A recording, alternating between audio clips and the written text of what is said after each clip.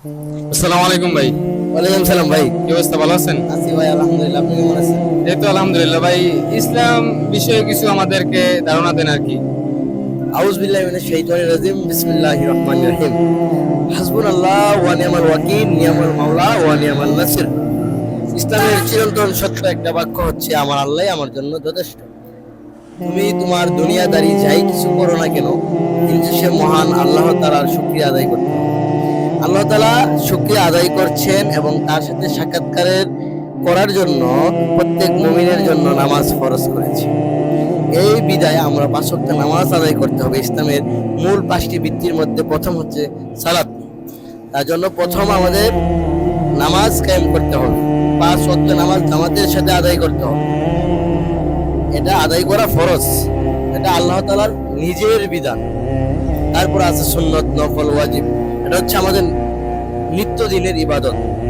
তার মধ্যে প্রত্যেকটা স্থানে, প্রত্যেকটা কর্মে, প্রত্যেকটা জায়গায়, প্রত্যেকটা সময় মহান আল্লাহ তাআলাকে সবকিছুতে স্মরণ করতে হবে।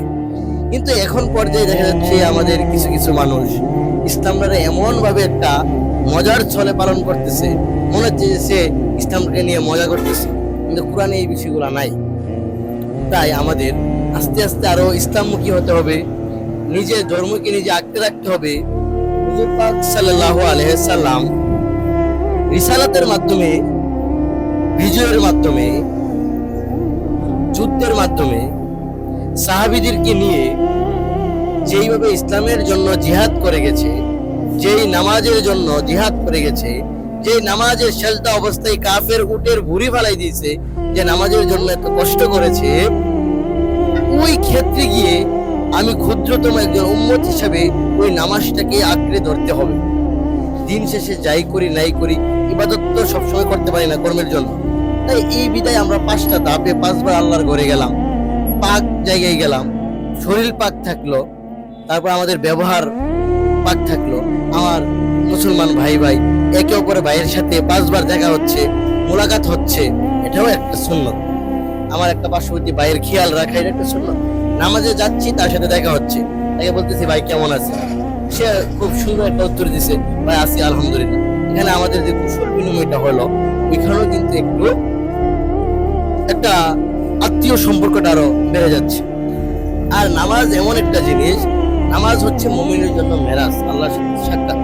তো যেহেতু এই নামাজটা আমার এমন ভাবে পালন করতে হবে, আমার আল্লাহ তাআলা আমার সামনে আছে।